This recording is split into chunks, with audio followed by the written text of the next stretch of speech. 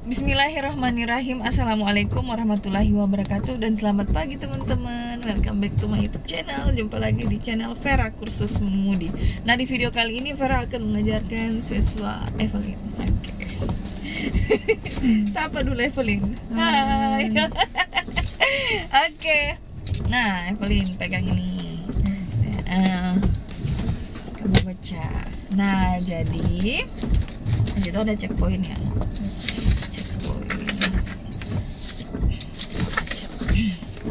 Nah, jadi kalau belajar mengemudi itu poin pertama, injak kopling dan rem, karena ada beberapa mobil yang harus injak kopling baru nyala, dan juga untuk waspada. Kenapa seperti itu? Nah, jadi kalau untuk mobil saya, mobil Agya, Avanza atau mobil Sigra, mobil Kijang, nah itu kan tidak perlu menginjak rem baru kita nyalakan mesin. Nah, kalau mobil seperti pernah saya dapatkan itu mobil Yaris. Jadi saya mencari kenapa ini mobil tidak bisa di starter. Ternyata kita harus menginjak kopling dulu, diinjak rem. Karena kenapa? Karena untuk antisipasi, waspada saja. Nah, baru kita nyalakan. Seperti itu ya. Jadi diingat-ingat apabila mobil itu tidak bisa di starter, antara akinya atau memang harus injak kopling baru rem. Karena ada mobil seperti itu saya. Sama seperti Matic, harus diinjak rem dulu kan, baru kita nyalakan. Oke. Cara menyalakan mobil. Nah, ini kan mobil sudah nyala. Sekarang kita beralih dulu ke cara mematikan mobil. Nah, kalau mematikan mobil, matikan dulu AC-nya. Matikan AC-nya. Matikan audionya. Kalau misalkan ini pada malam hari, kamu matikan dulu lampunya, misalkan. Tapi sebentar ya.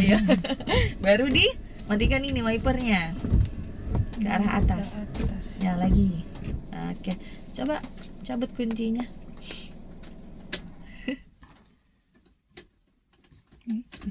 Ya, oke.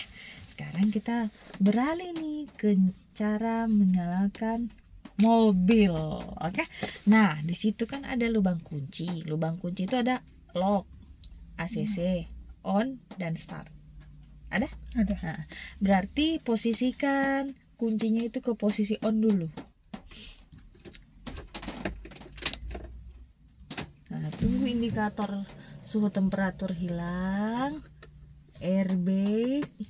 Nah, baru kita nyalakan deh. Ya, sudah. Baru kita nyalakan AC. Kemudian nyalakan audio. Gitu. Baru nyalakan lampunya kalau pada malam hari. Jangan lampu duluan baru menyalakan mesin ya. Tidak awet nanti akinya. Nah, kemudian kalau kita mau menyalakan mobil, kita harus pastikan ini netral terlebih dahulu. Nah, ini juga sudah tertarik ke atas. Jadi apabila masuk gigi, misalkan persnelennya ini masuk gigi ya, misalkan. Nah, terus saya kasih mati dulu ya. Coba matikan ulang. Coba tanpa kita perhatikan ini dalam kondisi netral, coba kita start. Hilangkan dulu suhunya ya, suhu temperatur indikatornya, baru indikator airbag kan, baru nyalakan. Coba ya. Apa yang terjadi? Iya. Jadi itu kendalanya. Jadi kita harus netralkan dulu, kita cek dulu. Injak kopling, netral. Nah, kan bisa ada begitu, guys. Oke, kalau misalkan mau nyalakan, langsung nyalakan saja. Ya, baru nyalakan AC-nya. Baru nyalakan audio. Nah, kemudian persnelan dalam keadaan netral sudah kan tadi. Jenis rem tangan. Kadang ada rem tangan yang model tuas tarik seperti ini. Ada juga rem tangan model tuas dongkrak, macam-macam ya. Ada bentuk-bentuknya. Ada juga rem tangan model tuas geser seperti itu mobil CR-V. Tapi saya belum bisa kasih lihat karena belum saya bawa gambarnya. Nanti saya buatkan gambar. Rem tangan model pedal. Nah, model pedal itu ada rem tangan seperti Honda Freed. Jadi dia di kaki, diinjak. Iya. Kalau mobil Honda Freed, kalau memang ada keluarga mau punya, coba perhatikan. Rem tangan elektrik itu kayak mobil HRV. Begini yang modelnya begini. Oh, Iya. iya. Kan baru ada gambar P. Iya. Nah. Jadi penggunaannya sama, tinggal kita turunkan baru kita tarik. Kemudian poin ke-6, rem tangan tertarik ke atas. Kalau ke atas seperti ini berarti dia dalam keadaan on, atau kita pakai pada saat berhenti atau parkir, ya. Kemudian rem tangan turun ke bawah berarti itu off. Nih, off ini berarti siap jalan, kita siap go. Paham? Iya. Boleh kita kunci dulu itu ya, supaya safety. Nah, sekarang kita lagi beralih ke RPM. Nah, RPM ini rotasi perputaran mesin per menit. Nah, jadi ini kenapa bisa naik jarumnya? Coba kita tekan gasnya, pasti naik jarumnya. Oh iya. Ya, Oh. itu namanya RPM atau takometer. Oke. Setelah itu kita beralih lagi ke speedometer. Speedometer ini yang mengatur kecepatan kita, mengatur kecepatan. Misalkan kita lari berapa, dilihat dari sini. Ini speedometer. Oke. Pengenalan indikator mobil. Ini guys, banyak ya guys. Kalau mau belajar sekali soal mengemudi seperti ini sudah. Oke, nah ini tadi ada indikator seperti ini ya. Iya. Berarti ini indikator airbag. Apabila indikator airbag ini menyala, berarti ada yang bermasalah dengan airbagmu. Airbag itu yang di sini, yang biasa mengembang keluar apabila terjadi crash di jalanan, insiden. Ini juga di sini airbag ada. Yang penting tulisannya ada SRS airbag, itu airbag. Oke.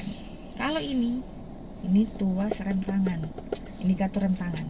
Nah, tapi dia di sini kan P. Mobil-mobil sekarang kan ditunjukkan dengan P. Tapi mobil-mobil dulu pada seru, hati-hati. Itu berarti indikator rem tangan. Nah, kalau ABS, dia ini penjelasannya supaya kamu paham. Soalnya panjang kalau ABS. Jadi ABS itu dia anti lock braking system, artinya sistem pengereman pada kendaraan yang mencegah roda terkunci. Nah, seperti yang kamu bilang tadi tuh, kalau jalanan licin setengah mati motor metik karena mungkin tidak ada ABS-nya. Roda terkunci ketika melakukan pengereman mendadak. Jadi dia nggak ngunci di ban. Jadi kalau ban nggak ngunci, kita akan lebih bisa mengatur traksi pada roda. Jadi mobil gaslit. Intinya dia tetap kestabilannya. Tidak oleh. Sehingga arah kendaraan kita bisa arahin, apalagi kalau jalan licin. Oke, itu tadi ABS. Nah, ini yang tadi tuh indikator aki nih. Kalau ada tambah kurang berarti aki. Kalau dia berkedip-kedip berarti bermasalah pada aki. Tapi kalau memang tidak ada tanda apapun berarti itu tidak bermasalah. Nah, ini tanda aki. Nah, kalau ini suhu temperatur, bisa saja mobilmu nanti overheat. Nah, jadi terlalu tinggi suhu temperaturnya karena tidak mengecek air radiator. Jadi air radiator itu ada batas low, ada high-nya. Jadi ada levelnya di atas ya. Tapi dia di kap mesin. Kalau kita buka nanti panas. Nantilah kalau dingin dulu. Nah, terus ini. Kalau ini ada tadi nyala dia. Jika indikator ini menyala, hal ini menandakan bahwa tekanan oil atau oli. Nah, jadi harus diperiksa olinya. Kalau ini nyala terus, berarti ada bermasalah dengan oli. Nah, coba kita matikan dulu, toh. Matikan AC dulu, matikan audio. Nah, matikan. Ini ada beberapa indikator semua nyala itu, coba. Tuh kan? Ada oli-olinya. Nah, Ini tadi kan. Sana cek engine, berarti mesin. Nih, indikator ini menandakan bahwa ada komponen dari mesin yang tidak berfungsi kalau dia menyala. Oh, ini tidak. Iya, itu dia menyala tapi kita kan belum start. Coba. Nanti hilang itu. Kan? Ya sudah. Nah, ya, gitu ya tahapannya. Arah panah, tutup tangki dan indikator bensin. Jadi kalau indikator bensin ini dilihat di sini. Tapi biasanya kalau mobil-mobil dulu kan biasa pakai jarum. Iya. Jadi lihat sini. Terus arah panah tutup tangki itu sebelah mana? Kiri apa kanan? Tutup tangki. Ini. Bisa lihat di sini arah panahnya. Itu arah panahnya sebelah mana? Kiri apa kanan? Arah panah kiri. Ya, berarti tutup tangkimu sebelah kiri. Oh. Nah, kalau arah panahnya sebelah kanan, berarti sebelah kanan juga. Nah. Iya, kalau simpelnya sih seperti itu. Daripada nanti kita turun, Mana tangki? jadi bingung pada saat kita melakukan pengisian di Pertamina. Ya. Oke, sekarang kita beralih ke tuas lampu. Tuas lampu itu kan, kalau ini tuas lampu sebelah kanan, kalau ini tuas wiper. Nah, ini sebelah kanan. Nah, jadi ini kan tuasnya tuh bentuknya seperti stick. Nah, kita putar sekali itu lampu senja, putar sekali dulu ujungnya. Ya, kalau yang sekali lagi itu lampu besar. Nah, lampu besar itu yang biasa kita pakai pada malam hari. Kalau untuk mematikannya 1, 2. Ya. Oke, kita nyalakan lagi lampu senja, lampu besar. Sekarang beralih ke lampu jauh ini. Lampu jauh, masih begini dia. Ini. Ya, didorong. Ya, baru matikan nih. Nah, ya. Gitu. Oke, matikan semua. Fungsi lampu jauh sudah tahu. Jadi kalau jarak pandang kita terbatas. Lampu jauh. Oke, sekarang jadi jangan pakai lampu jauh pada saat kita berkendara ya, nanti silang. Iya. Biasanya ada yang begitu. Iya. Nah, kemudian matikan lampu jauh kan sudah tadi, matikan semua lampu sudah. Sekarang beralih lagi ke lampu high beam. Lampu high beam. Nah, lampu high beam itu yang ini. Yang di kode-kode. 2 kali klik. Ya, lagi. Kasih ke atas dia, kasih kelihatan indikatornya. Ya, ya, dia 2 kali sayang. Ya, gunanya itu untuk memberi alat komunikasi kita kan. Nah, antara begini, antara kita yang memberi jalan atau kita yang mau duluan. Berkomunikasi. Iya. Oke, sekarang lampu fog lamp. Jadi lampu fog lamp kita nyalakan. Kita nyalakan dulu lampu besarnya. Nah, ini kan sudah nyala nih, ini tandanya ini lampu fog lamp, lampu fog lamp ini, lampu kabut. Nah, kalau kita kasih off boleh di off kan? Yang ini diputar juga sayang. Ini diputar, iya. Cincinnya yang sedikit gini. Ya, off. Ya. Oh. Saya kira yang ini. Tidak, dia tersendiri tuh. Nanti dilihat kalau ada di mobilmu lampu fog lamp. Biasanya kan ada mobil yang tidak dilengkapi oleh lampu fog lamp. Sudah tahu gambarnya lampu fog lamp bagaimana? Sudah pernah lihat? Yang di bawah. Yang mana? Ayo.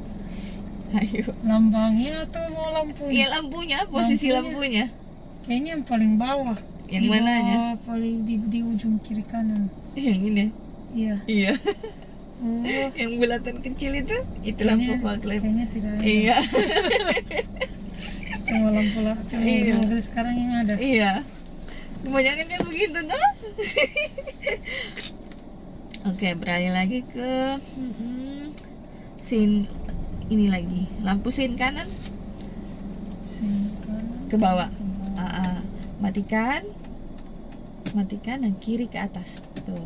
Tapi indikator punya yang kanan mati. Mati. Matikan. Lagi dipesan speedometer. Sen kanan. Matikan. Sen kiri. Oke, matikan. Oke, sekarang lagi beralih ke lampu apa tadi ya? Lampu Hazard. lampu besar sudah kan ya? Matikan besar lampu sudah, lampu high beam sudah, oh ya lampu hazard. Lampu hazard itu dipakai pada saat kita darurat. Kenapa mesti darurat? Ya kita tidak boleh pakai perempatan mau lurus. Ya. Jadi misalkan kita menghadapi perempatan, kita mau lurus, nyalakan lampu ini nggak boleh. Karena kenapa? Posisi yang dari kiri mengira dirimu belok kiri, posisi yang dari kanan mengira dirimu belok kanan, padahal mau lurus. Ya. Nah, jadi ini digunakan pada saat kita darurat, misalkan lagi mati-mati mesinnya itu tidak bisa di starter. Aduh, kenapa ini mobilku, kenapa? Jadi gunakan saja ini, orang sudah tahu kok, sambil kita memberhentikan mobil, kan mobilnya nggak bisa jalan toh. Iya. Karena mati mesin. Oke, kita off kan, coba off kan ya, nanti ada gambarnya seperti ini ya, perhatikan. Oke, sekarang apa ya? Tuas wiper tadi sebelah mana? Kiri apa kanan? Kiri. Ya, yang kiri. Nah, kalau kita mau mengeluarkan air wiper seperti ini, nah coba keluarkan. Dikasih begini sayang. Ya, jadi seperlunya saja kita butuhkan. Coba sekali lagi. Ya. Saya kira ditekan. Ternyata dikasih ke atas. Sama dengan kodenya ini. Lampu apa tadi? Lampu ini kabut. Bukan, lampu apa tadi? Iya, lampu kabut tadi yang di sini. Bukan sayang, lampu jauh. Oh, lampu jauh. Kan lampu Iya, jauh iya. kan dikasih begini Iya, tadi. iya. Lampu jauh.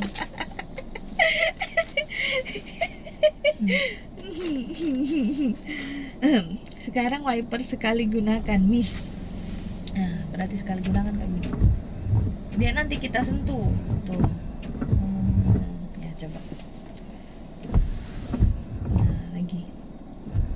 Nah, oke. Ada biasa hal-hal yang saya skip ya, karena memang kondisinya tidak apa ya, memungkinkan. Oke. Wiper otomatis namun terjeda. Ini kayak gini. Intensitas. Nah, dia terjeda. Tapi otomatis. Nah, kalau ini low. Tung. Nah, kalau ini high. Ada perbedaan? Iya. Jadi dari sini low, intensif, off, mati. Coba nyalakan wiper yang sekali gunakan. Oh, yang sekali. Nah, yang intensif, yang low, high. Nah, sekarang matikan. Ke low dulu, intensif, baru off. Nah, tapi mobil saya ini tidak dilengkapi oleh wiper belakang. Tidak ada wipernya. Jadi saya tidak kasih tahu, kecuali mobilku yang satu ada. Oke. Sekarang kita setting spion kiri dan kanan. Nah, jadi di sana itu ada huruf apa? L Dan R. Jadi yang L untuk sebelah kiri, yang R untuk sebelah kanan. Nah, jadi kalau kita tekan L-nya, coba L. Arahkan ke mirror apa, terserah dirimu. Mirror apa, kiri, kanan, atas, bawah. Untuk melihat objek yang tidak terlihat. Seperti God mungkin kita mau arahkan sekali boleh. Tapi dia ditekan terus sayang. Tekan terus. Ya. Paham sayang? Sama juga dengan yang sebelah kanan. Ya, coba ditekan. Itu off-nya. Oh, Ya. sorry.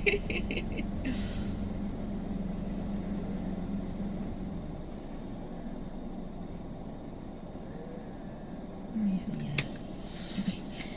Sekarang apalagi tadi, cara melipat spion manual dan otomatis electric mirror. Nah, jadi kan spion biasanya kita dorong begini kan? Iya. Tapi ini saya punya tidak dilengkapi oleh electric mirror. Jadi memang ada tombolnya untuk melipat spionnya sendiri. Cuma mobil saya tidak ada. Nanti mobil saya yang satu ada lah. Oke, power window. Kalau power window ini namanya power window. Nah, jadi kalau ini yang supir, yang ini di sampingmu, yang ini penumpang belakang sebelah kanan, penumpang belakang sebelah kiri. Jadi cara menurunkannya ditekan ke bawah. Biasa kan ada orang tidak bisa kasih turun kaca. Iya. Ih, bagaimana ini? Bagaimana? Iya. Coba ya, naikin. Nah. Bisa lucu juga. Nah, jadi kalau power window lock, nah gambarnya seperti ini. Ada tanda kali. Iya. Nah, terus ada gambar kaca, itu kaca. Kita tekan. Nah, kacamu terbuka, tapi kaca penumpang tidak. Coba dibuka kaca. Oh iya. Tidak bisa. Nah, sekarang central lock tadi yang mengunci sendiri itu. Iya. Nah, oke, sekarang auto lock. Auto lock itu biasanya kalau kita bawa mobil, toh, kita kemudikan mobil, terus misalkan kita injak rem, nanti dia mengunci sendiri. Ada kan mobil yang mengunci sendiri kan? Oh iya. Biasanya kita bawa nih, tik, bunyi kayak mengunci sendiri dia. Iya, terkunci sendiri. Oke, jadi ini saya skip dulu ya yang ini kali ini. Iya. Ke poin 39. Cara buka kap mesin. Kap mesin yang di sini. Permisi deh ya. Iya. Situ. Oh yang ini. Iya, dia ditarik. Gas kuat. Nanti berbunyi tuh kapnya. Lagi, gas kuat. Ya, bunyi kan? Oh iya. Tapi tidak bisa ditutup ulang. Nanti kita turun baru kita Baru tutup. Mau turun? Boleh. Baterai tidak tertutup. Iya.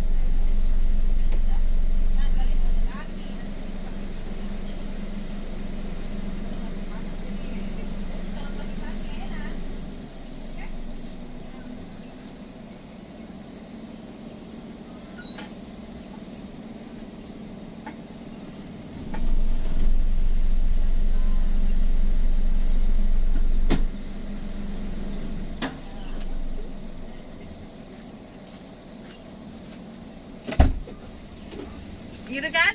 Tidak canggung lagi.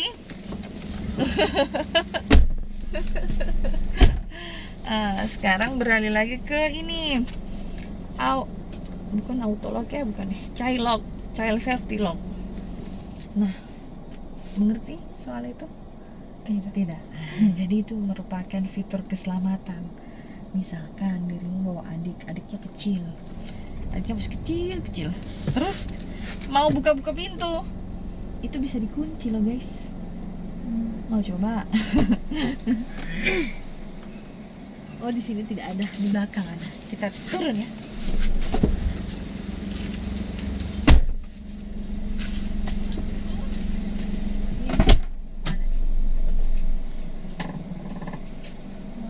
Kasih begini loh.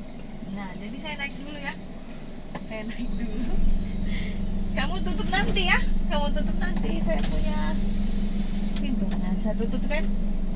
Saya nggak bisa buka. Nah, saya nggak bisa. Coba dari luar. Iya, dari luar. Coba. Kan? Oh, iya. Coba kamu off kan. Tutup. Bisa nggak? Coba saya buka dulu ya. Nggak bisa. Iya bisa. Di sini. Iya nanti lihat. Lihat di mobil. Oke, kita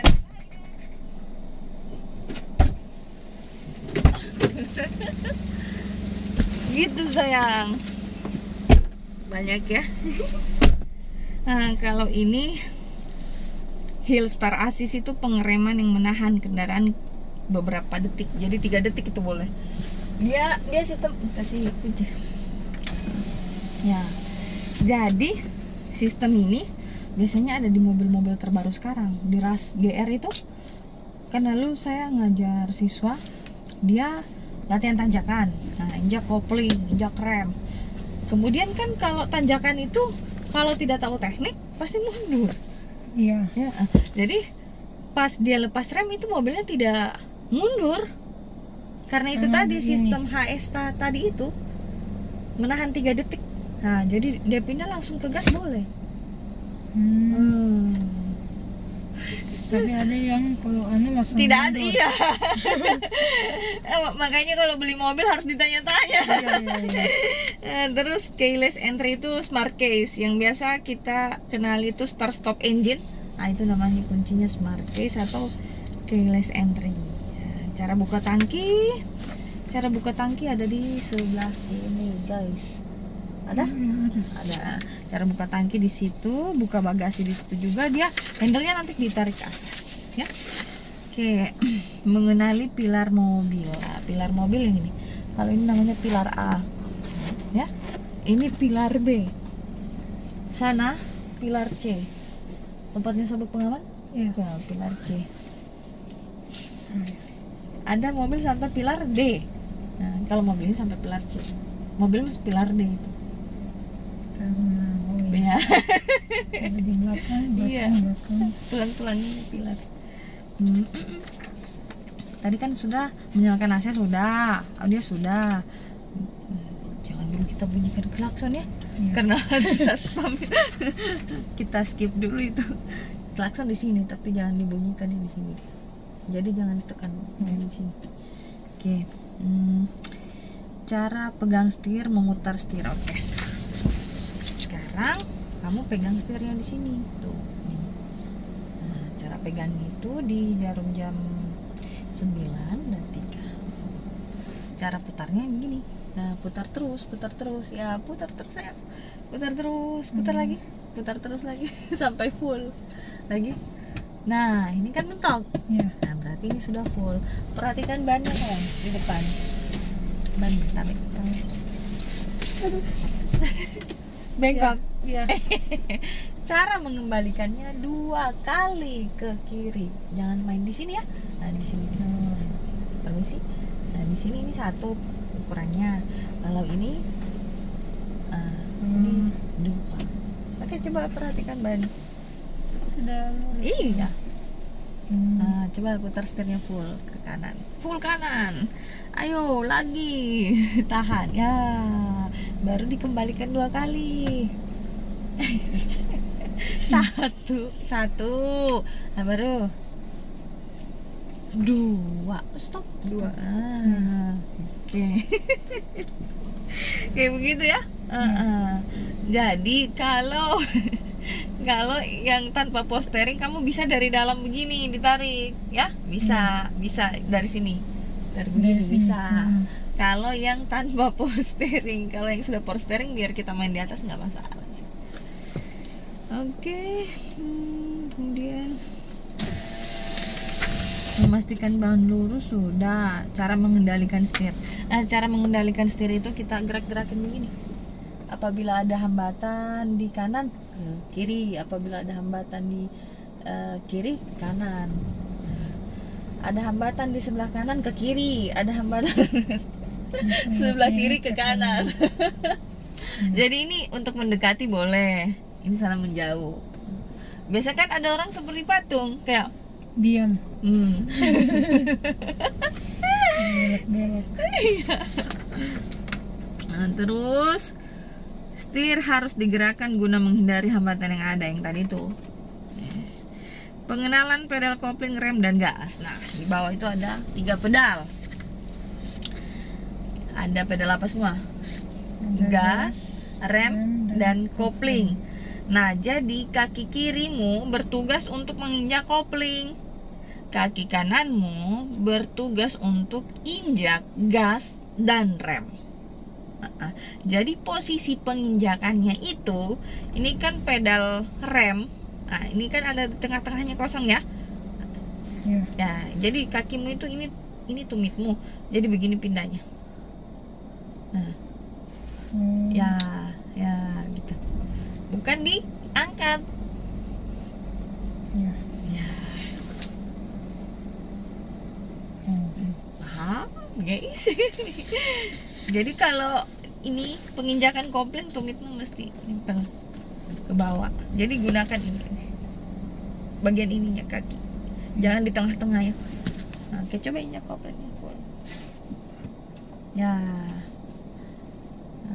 Oke, angkat lagi. Enak kan? Bogi tuh guys, bogi tuh. Sekarang fungsi 3 pedal. Nah, jadi pedal gas untuk menambah kecepatan. Kalau rem untuk mengurangi kecepatan. Kalau rem untuk mengurangi kecepatan, kita harus gunakan kopling atau tidak? Gunakan tidak. Oh, tidak. Kalau rem mengurangi kecepatan, misalkan ini si motor mau lewatnya, kamu ada di sininya. Jadi kurangi kecepatanmu dulu, nanti dia bergerak. Ini kan motornya sudah lewat. Iya. Jadi hambatan yang sementara. Tapi kalau hambatan yang permanen ininya, kamu harus gunakan rem berhenti dengan menggunakan kopling. Karena hambatannya permanen, lama gitu. Oh, kalau tadi tidak lama. Iya, hambatan sementara. Saya simbolkan seperti itu.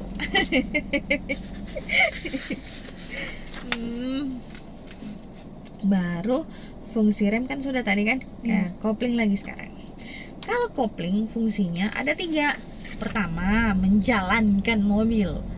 Jadi yang menjalankan mobil itu bukan gas, tapi kopling. Nah, berbeda lagi di mobil yang mungkin pakai karburator. Sekarang kan mobil pakai injeksi. Kalau pakai karburator harus kita sambil kopling sambil digas juga. Ini tuh bedanya. Kalau tidak mampu ya sambil digas. Kalau injeksi tidak, dia ya angkat kopling jalan sendiri deh tanpa digas. Injeksi. Iya. Injeksi sama karburator. Nah, jadi tadi untuk berhenti koplingnya, kemudian untuk menjalankan, kemudian apa tadi? Ini lagi. Nah, untuk pindah-pindah gigi, injak kopling.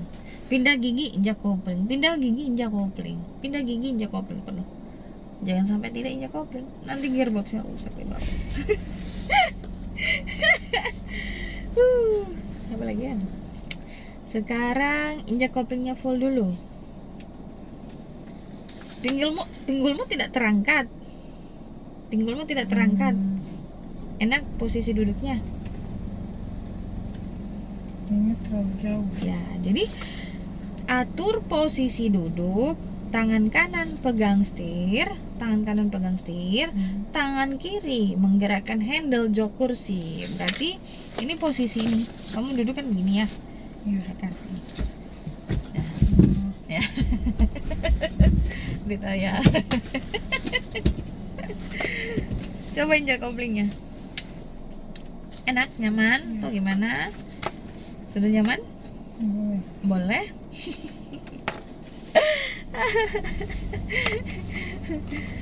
Sekarang luruskan tangan ke depan.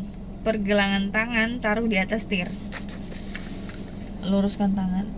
Ini pergelangan tangan taruh di atas setir. Berarti sandaranmu terlalu Dekat menyandar ini. Sandaranmu. Sandaranmu yang diperbaiki. belakang. Ya. Tadi kan namanya jok kursi, ini sandaran. Ini Nah, sandaran. ya, Harus begini. ya, tidak juga terlalu tegak, nanti tegang. Ya, coba luruskan tanganmu. Ya, ini menyentuh. Ya. Jadi jarak dada dengan setir jangan terlalu dekat ya, ini sudah cukup. Nanti setengah mati kamu muter begini.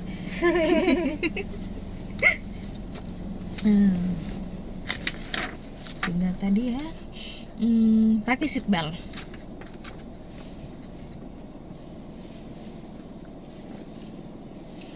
Pakai seat belt guys.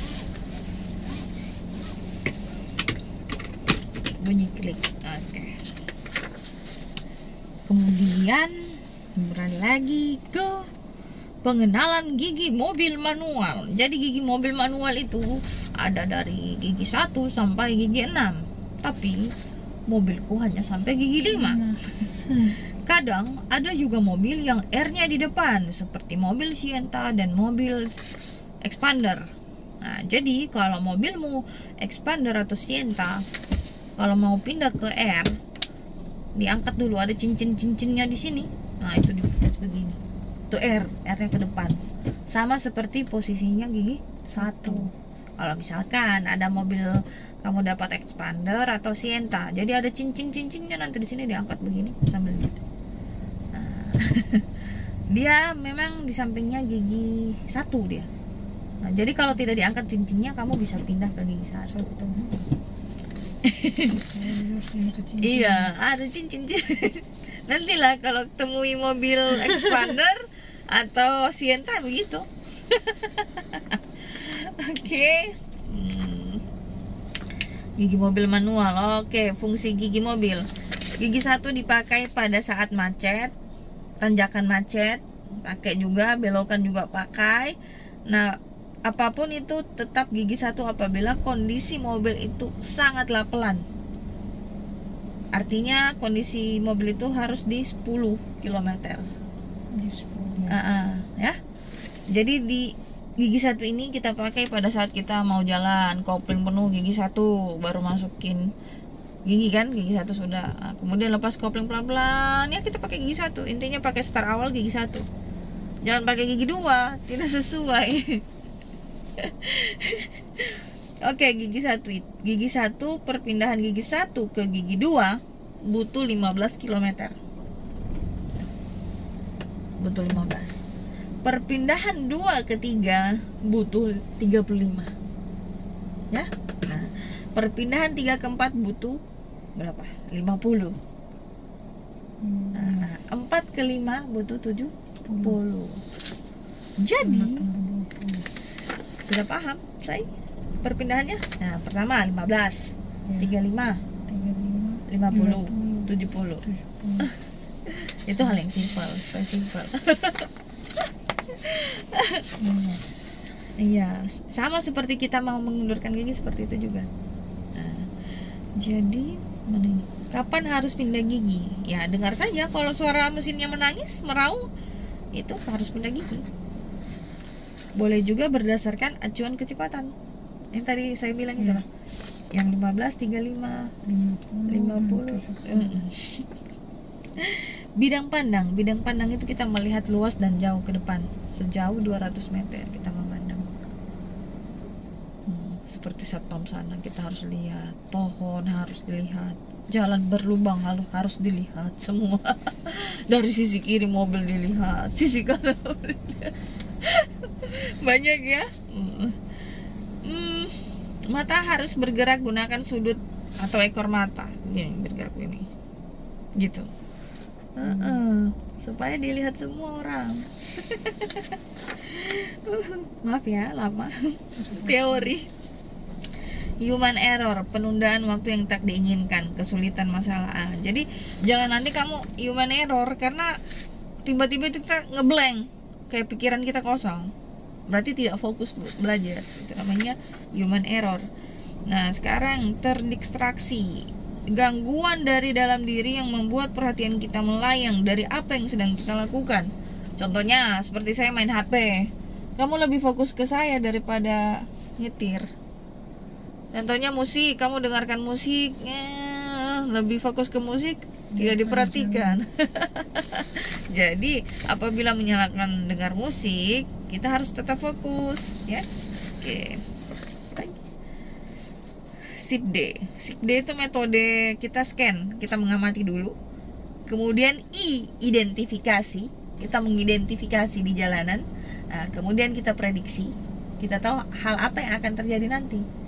Decided. Nah, nanti pada saat kita tahu, ini nanti begini, mobil ini nanti begini, saya begini, ya. Banyak memperkirakan di jalan. Jadi apa tadi ya? Identifikasi, sip D. Patokan sedotan. Itu patokan sedotan. Sebentar saya jelaskan. Patokan spion sebagai ban. Sebentar. Ini sebentar saja saya jelaskan. Oke. Sekian dulu. Oke teman-teman, sekian dulu video dari saya. Dadah. Oke, semoga video saya ini bermanfaat buat teman-teman. Jadi jangan lupa subscribe, like, comment, dan share. Nah, wabillahi taufik wal hidayah. Wassalamualaikum warahmatullahi wabarakatuh dan selamat pagi.